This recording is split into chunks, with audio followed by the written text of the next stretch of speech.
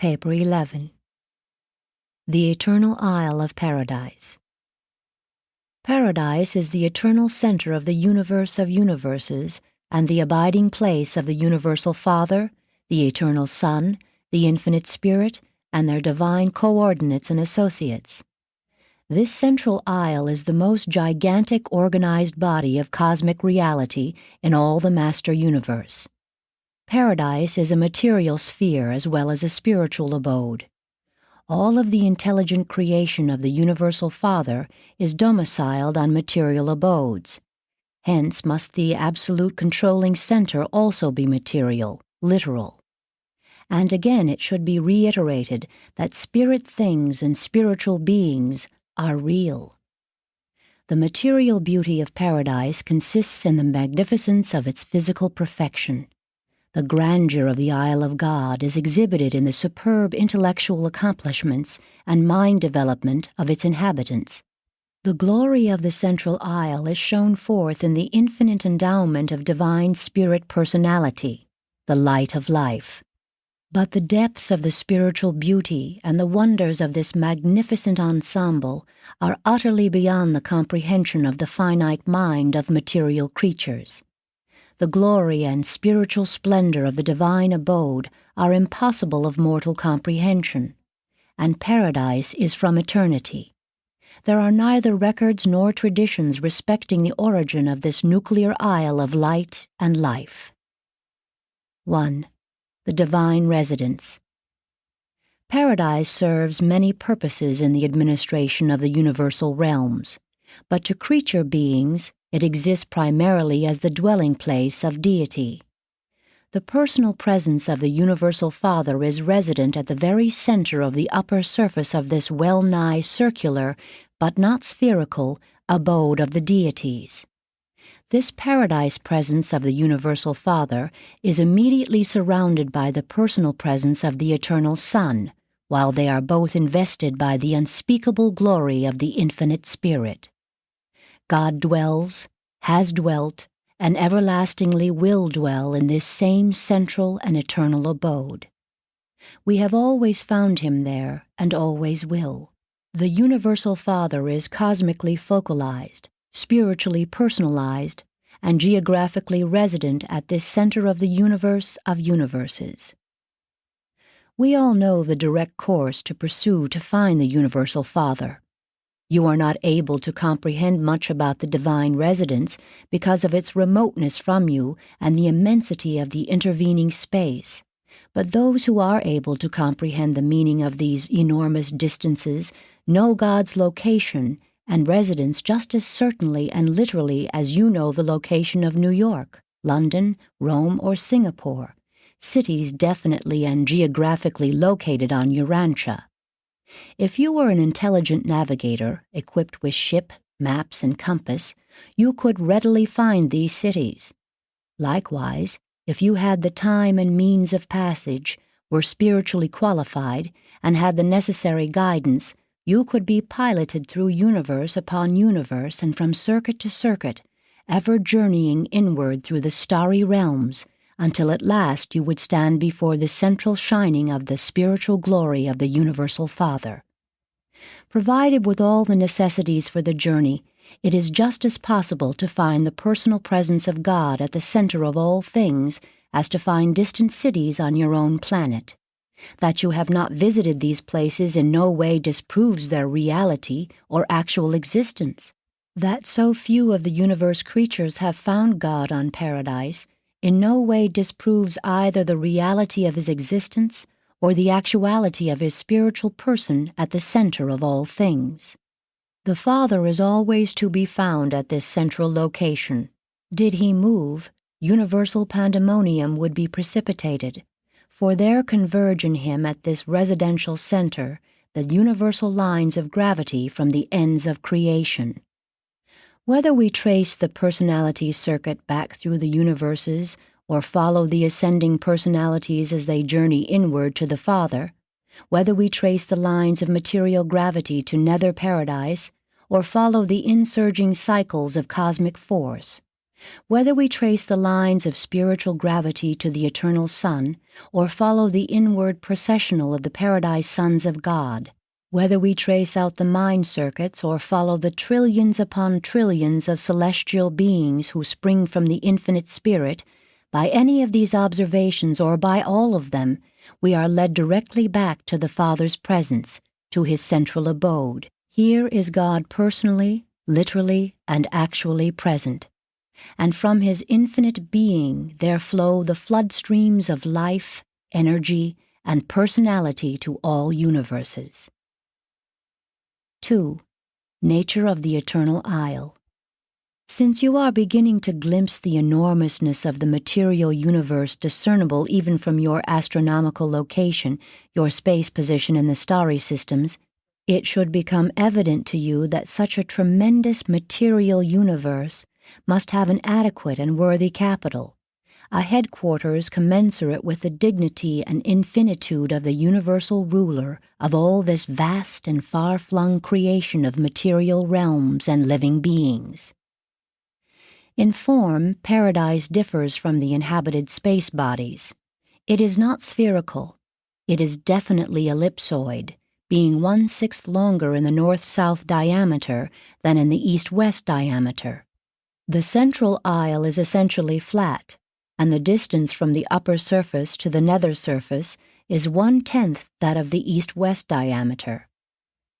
These differences in dimensions, taken in connection with its stationary status and the greater out-pressure of force energy at the north end of the isle, make it possible to establish absolute direction in the master universe.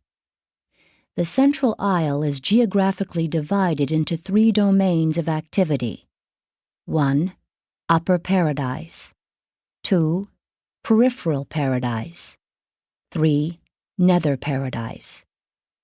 We speak of that surface of Paradise which is occupied with personality activities as the upper side, and the opposite surface as the nether side. The periphery of Paradise provides for activities that are not strictly personal or non-personal. The Trinity seems to dominate the personal or upper plane, the unqualified absolute, the nether or impersonal plane. We hardly conceive of the unqualified absolute as a person, but we do think of the functional space presence of this absolute as focalized on nether Paradise. The Eternal Isle is composed of a single form of materialization, stationary systems of reality. This literal substance of Paradise is a homogeneous organization of space potency not to be found elsewhere in all the wide universe of universes. It has received many names in different universes, and the Melchizedeks of Nebadon long since named it Absolutum. This Paradise source material is neither dead nor alive.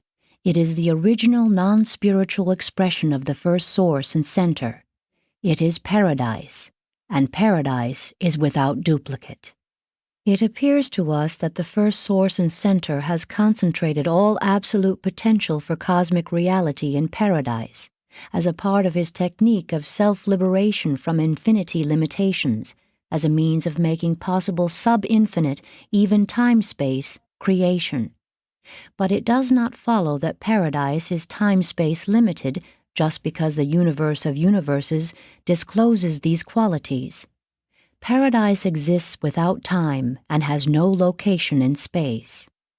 Roughly, space seemingly originates just below nether Paradise, time just above upper Paradise.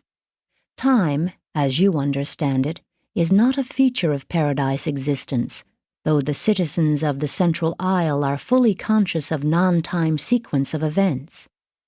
Motion is not inherent on Paradise, it is volitional. But the concept of distance, even absolute distance, has very much meaning as it may be applied to relative locations on Paradise. Paradise is non-spatial.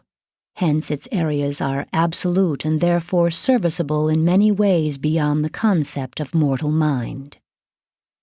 3. Upper Paradise. On Upper Paradise there are 3 grand spheres of activity: the deity presence, the most holy sphere, and the holy area. The vast region immediately surrounding the presence of the deities is set aside as the most holy sphere and as reserved for the functions of worship, trinitization, and high spiritual attainment. There are no material structures nor purely intellectual creations in this zone. They could not exist there. It is useless for me to undertake to portray to the human mind the divine nature and the beauteous grandeur of the most holy sphere of paradise. This realm is wholly spiritual, and you are almost wholly material. A purely spiritual reality is, to a purely material being, apparently non-existent. While there are no physical materializations in the area of the most holy, there are abundant souvenirs of your material days in the Holy Land sectors, and still more in the reminiscent historic areas of peripheral paradise. The holy area, the outlying or residential region, is divided into 7 concentric zones. Paradise is sometimes called the Father's house, since it is his eternal residence, and these 7 zones are often designated the Father's paradise mansions. The inner or first zone is occupied by paradise citizens and the natives of Havona who may chance to be dwelling on paradise. The next or second zone is the residential area of the natives of the 7 superuniverses of time and space. This second zone is in part subdivided into 7 immense divisions, the paradise home of the spirit beings and ascendant creatures who hail from the universes of evolutionary progression. Each of these sectors is exclusively dedicated to the welfare and advancement of the personalities of a single superuniverse, but these facilities are almost infinitely beyond the requirements of the present 7 superuniverses. Each of the 7 sectors of paradise is subdivided into residential units suitable for the lodgment headquarters of 1 billion glorified individual working groups. 1,000 of these units constitute a division. 100,000 divisions equal 1 congregation. 10 million congregations constitute an assembly. 1 billion assemblies make 1 grand unit. And this ascending series continues to the 2nd grand unit, the 3rd, and so on to the 7th grand unit. And 7 of the grand units make up the master units, and 7 of the master units constitute a superior unit, and thus by 7s the ascending series expands through the superior, super-superior, celestial, super-celestial to the supreme units. But even this does not utilize all the space available. This staggering number of residential designations on paradise, a number beyond your concept, occupies considerably less than 1% of the assigned area of the Holy Land. There is still plenty of room for those who are on their way inward, even for those who shall not start the paradise climb until the times of the eternal future. 4. Peripheral paradise.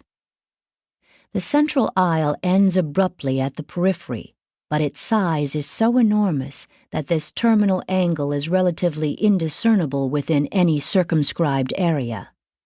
The peripheral surface of paradise is occupied, in part, by the landing and dispatching fields for various groups of spirit personalities. Since the non-pervaded space zones nearly impinge upon the periphery, all personality transports destined to paradise land in these regions.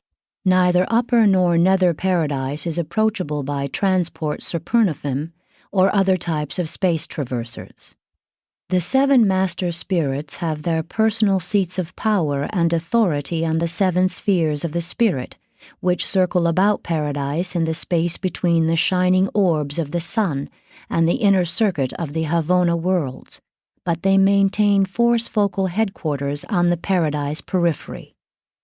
Here, the slowly circulating presences of the 7 supreme power directors indicate the location of the 7 flash stations for certain paradise energies going forth to the 7 superuniverses.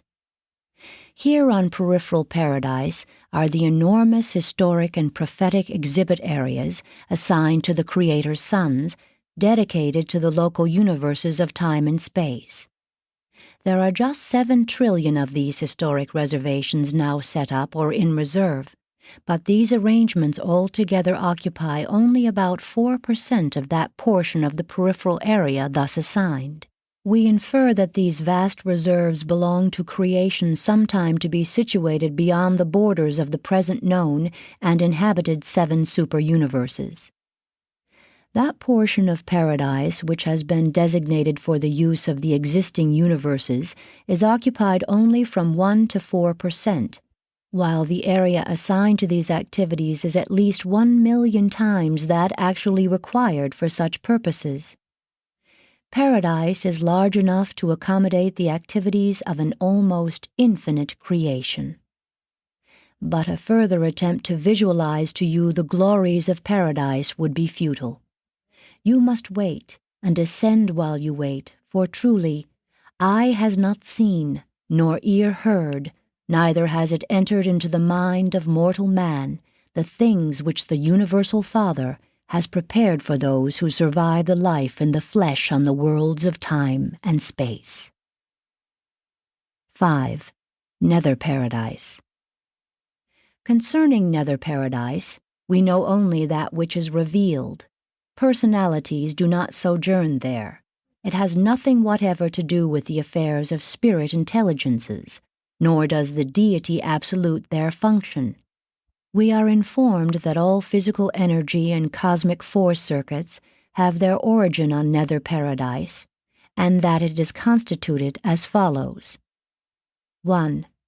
Directly underneath the location of the Trinity, in the central portion of Nether Paradise, is the unknown and unrevealed zone of infinity.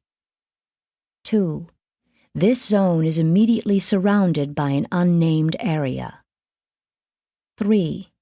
Occupying the outer margins of the undersurface is a region having mainly to do with space potency and force energy. The activities of this vast elliptical force center are not identifiable with the known functions of any triunity, but the primordial force charge of space appears to be focalized in this area. This center consists of 3 concentric elliptical zones. The innermost is the focal point of the force energy activities of paradise itself. The outermost may possibly be identified with the functions of the unqualified absolute, but we are not certain concerning the space functions of the midzone. The inner zone of this force center seems to act as a gigantic heart whose pulsations direct currents to the outermost borders of physical space. It directs and modifies force energies but hardly drives them. The reality pressure presence of this primal force is definitely greater at the north end of the Paradise Center than in the southern regions. This is a uniformly registered difference. The mother force of space seems to flow in at the south and out at the north through the operation of some unknown circulatory system which is concerned with the diffusion of this basic form of force energy. From time to time there are also noted differences in the east-west pressures. The forces emanating from this zone are not responsive to observable physical gravity, but are always obedient to paradise gravity. The mid-zone of the force center immediately surrounds this area. This mid-zone appears to be static except that it expands and contracts through 3 cycles of activity. The least of these pulsations is in an east-west direction, the next in a north-south direction, while the greatest fluctuation is in every direction, a generalized expansion and contraction. The function of this mid-area has never been really identified, but it must have something to do with reciprocal adjustment between the inner and the outer zones of the force center. It is believed by many that the mid-zone is the control mechanism of the mid-space or quiet zones which separate the successive space levels of the master universe, but no evidence or revelation confirms this. This inference is derived from the knowledge that this mid-area is in some manner related to the functioning of the non-pervaded space mechanism of the master universe. The outer zone is the largest and most active of the three concentric and elliptical belts of unidentified space potential.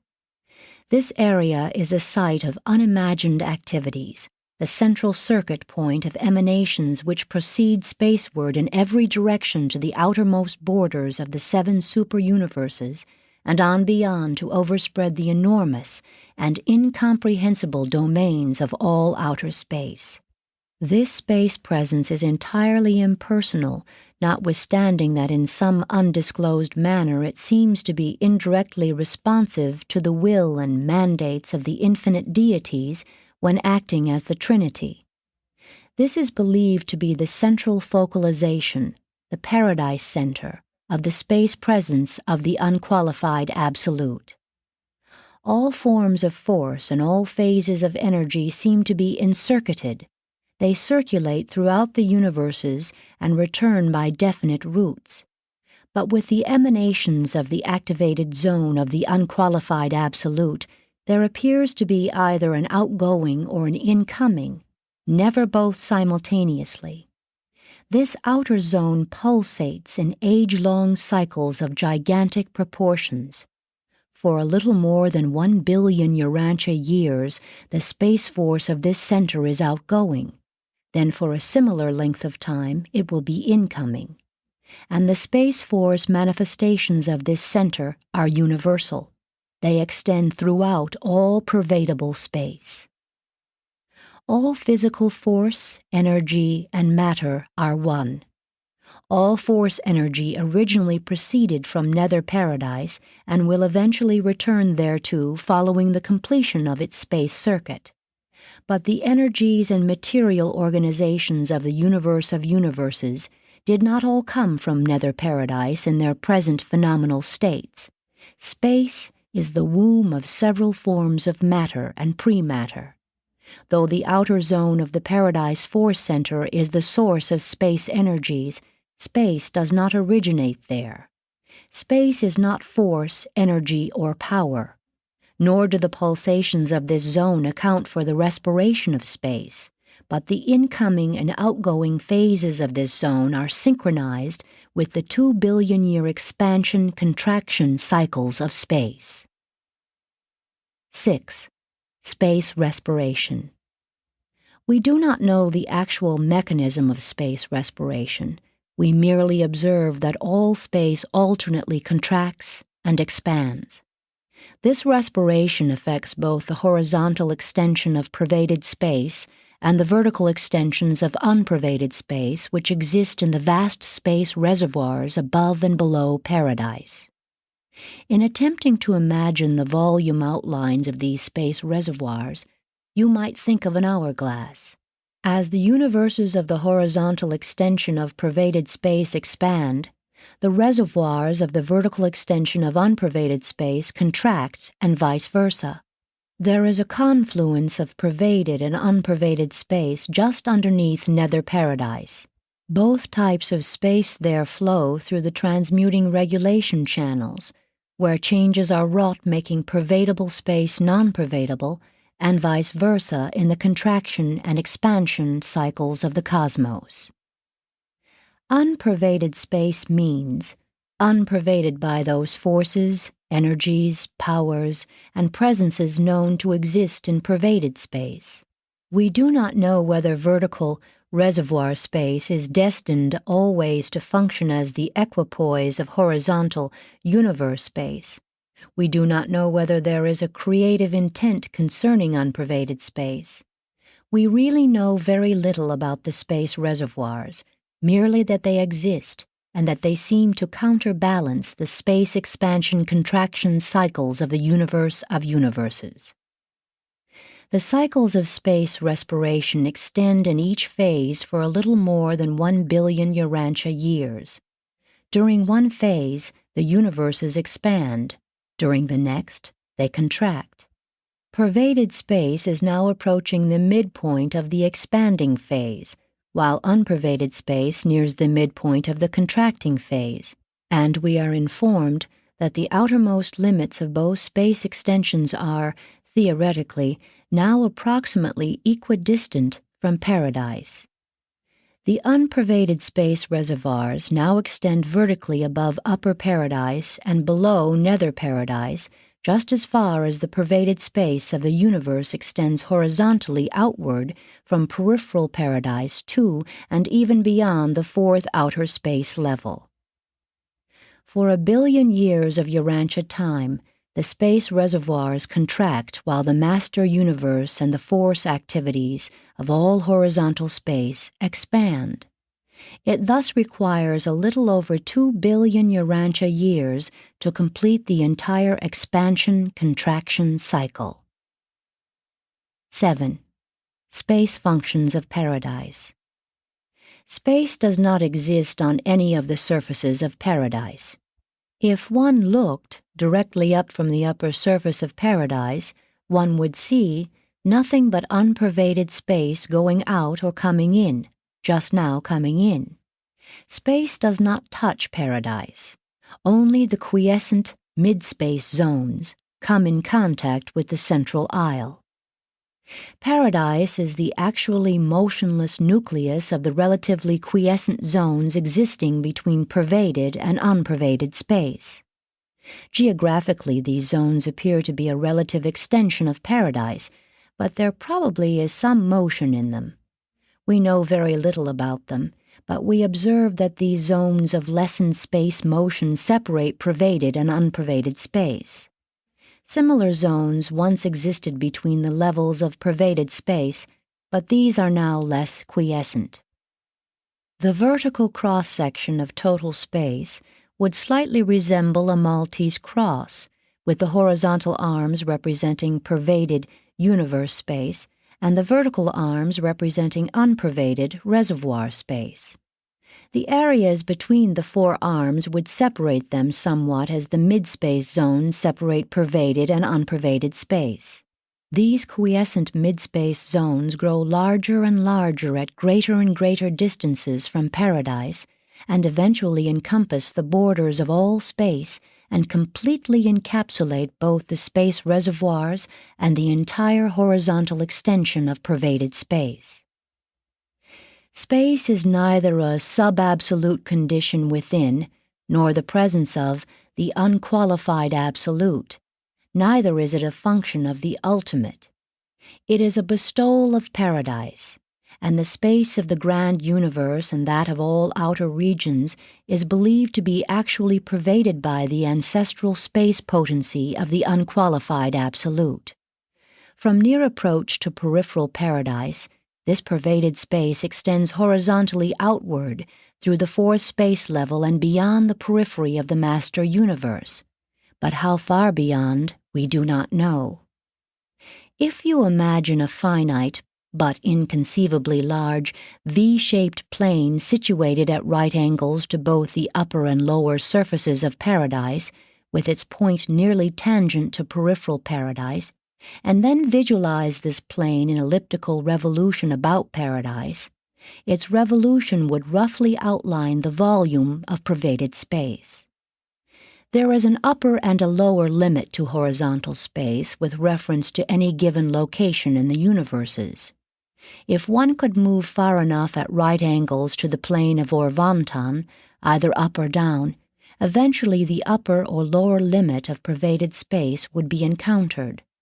Within the known dimensions of the master universe, these limits draw farther and farther apart at greater and greater distances from paradise. Space thickens, and it thickens somewhat faster than does the plane of creation, the universes. The relatively quiet zones between the space levels, such as the one separating the 7 superuniverses from the first outer space level, are enormous elliptical regions of quiescent space activities. These zones separate the vast galaxies which race around paradise in orderly procession. You may visualize the first outer space level, where untold universes are now in process of formation, as a vast procession of galaxies swinging around paradise, bounded above and below by the mid-space zones of quiescence and bounded on the inner and outer margins by relatively quiet space zones. A space level thus functions as an elliptical region of motion surrounded on all sides by relative motionlessness. Such relationships of motion and quiescence constitute a curved space path of lessened resistance to motion, which is universally followed by cosmic force and emergent energy as they circle forever around the Isle of Paradise. This alternate zoning of the master universe, in association with the alternate clockwise and counterclockwise flow of the galaxies, is a factor in the stabilization of physical gravity designed to prevent the accentuation of gravity pressure to the point of disruptive and dispersive activities. Such an arrangement exerts anti-gravity influence and acts as a brake upon otherwise dangerous velocities. 8. Paradise gravity. The inescapable pull of gravity effectively grips all the worlds of all the universes of all space. Gravity is the all-powerful grasp of the physical presence of paradise. Gravity is the omnipotent strand on which are strung the gleaming stars, blazing suns, and whirling spheres which constitute the universal physical adornment of the eternal God, who is all things, fills all things, and in whom all things consist. The center and focal point of absolute material gravity is the Isle of Paradise, complemented by the dark gravity bodies encircling Havona and equilibrated by the upper and nether space reservoirs. All known emanations of nether paradise invariably and unerringly respond to the central gravity pull operating upon the endless circuits of the elliptical space levels of the master universe. Every known form of cosmic reality has the bend of the ages, the trend of the circle, the swing of the great ellipse. Space is non-responsive to gravity, but it acts as an equilibrant on gravity. Without the space cushion, explosive action would jerk surrounding space bodies. Pervaded space also exerts an anti-gravity influence upon physical or linear gravity. Space can actually neutralize such gravity action even though it cannot delay it. Absolute gravity is paradise gravity. Local or linear gravity pertains to the electrical stage of energy or matter. It operates within the central, super, and outer universes wherever suitable materialization has taken place. The numerous forms of cosmic force, physical energy, universe power, and various materializations disclose three general, though not perfectly clear-cut, stages of response to paradise gravity. 1. Pre-gravity stages, force. This is the first step in the individuation of space potency into the pre-energy forms of cosmic force. This state is analogous to the concept of the primordial force charge of space, sometimes called pure energy or segregata. 2. Gravity stages, energy. This modification of the force charge of space is produced by the action of the Paradise Force organizers. It signalizes the appearance of energy systems responsive to the pull of paradise gravity. This emergent energy is originally neutral, but consequent upon further metamorphosis will exhibit the so-called negative and positive qualities. We designate these stages ultimata. 3. Post-gravity stages, universe power. In this stage, energy matter discloses response to the control of linear gravity. In the central universe, these physical systems are threefold organizations known as triada. They are the superpower mother systems of the creations of time and space. The physical systems of the superuniverses are mobilized by the universe power directors and their associates. These material organizations are dual in constitution and are known as gravita. The dark gravity bodies encircling Havona are neither triata nor gravita, and their drawing power discloses both forms of physical gravity, linear and absolute. Space potency is not subject to the interactions of any form of gravitation. This primal endowment of paradise is not an actual level of reality, but it is ancestral to all relative functional non-spirit realities, all manifestations of force energy, and the organization of power and matter. Space potency is a term difficult to define. It does not mean that which is ancestral to space. Its meaning should convey the idea of the potencies and potentials existent within space. It may be roughly conceived to include all those absolute influences and potentials which emanate from paradise and constitute the space presence of the unqualified absolute. Paradise is the absolute source and the eternal focal point of all energy matter in the universe of universes. The unqualified absolute is the revealer, regulator, and repository of that which has paradise as its source and origin. The universal presence of the unqualified absolute seems to be equivalent to the concept of a potential infinity of gravity extension, an elastic tension of paradise presence. This concept aids us in grasping the fact that everything is drawn inward towards paradise. The illustration is crude but nonetheless helpful. It also explains why gravity always acts preferentially in the plane perpendicular to the mass, a phenomenon indicative of the differential dimensions of paradise and the surrounding creations. 9.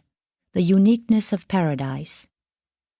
Paradise is unique in that it is the realm of primal origin and the final goal of destiny for all spirit personalities.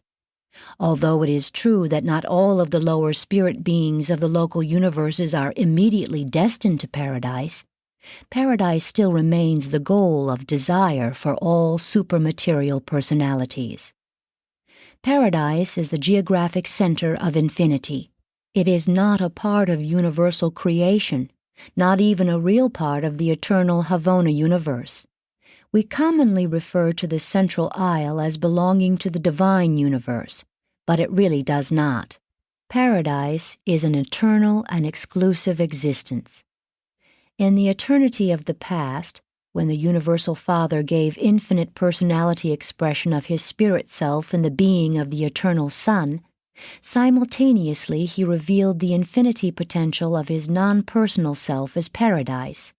Non-personal and non-spiritual paradise appears to have been the inevitable repercussion to the Father's will and act which eternalized the original Son. Thus did the Father project reality in two actual phases, the personal and the non-personal, the spiritual and the non-spiritual. The tension between them, in the face of will to action by the Father and the Son, gave existence to the conjoint actor and the central universe of material worlds and spiritual beings. When reality is differentiated into the personal and the non-personal, eternal Son and paradise, it is hardly proper to call that which is non-personal deity unless somehow qualified. The energy and material repercussions of the acts of deity could hardly be called deity. Deity may cause much that is not deity, and paradise is not deity. Neither is it conscious as mortal man could ever possibly understand such a term. Paradise is not ancestral to any being or living entity. It is not a creator. Personality and mind-spirit relationships are transmissible, but pattern is not. Patterns are never reflections. They are duplications, reproductions. Paradise is the absolute of patterns. Havona is an exhibit of these potentials in actuality. God's residence is central and eternal, glorious and ideal. His home is the beauteous pattern for all universe headquarters worlds, and the central universe of his immediate indwelling is the pattern for all universes in their ideals, organization, and ultimate destiny. Paradise is the universal headquarters of all personality activities and the source center of all force, space, and energy manifestations. Everything which has been, now is, or is yet to be, has come, now comes, or will come forth from this central abiding place of the eternal gods. Paradise is the center of all creation, the source of all energies, and the place of primal origin of all personalities. After all, to mortals the most important thing about eternal paradise is the fact that this perfect abode of the Universal Father is the real and far distant destiny of the immortal souls of the mortal and material sons of God, the ascending creatures of the evolutionary worlds of time and space. Every God-knowing mortal who has espoused the career of doing the Father's will has already embarked upon the long, long paradise trail of divinity pursuit and perfection attainment. And when such an animal origin being does stand, as countless numbers now do, before the gods on paradise, having ascended from the lowly spheres of space, such an achievement represents the reality of a spiritual transformation bordering on the limits of supremacy. Presented by a perfecter of wisdom commissioned thus to function by the Ancients of Days on Uversa.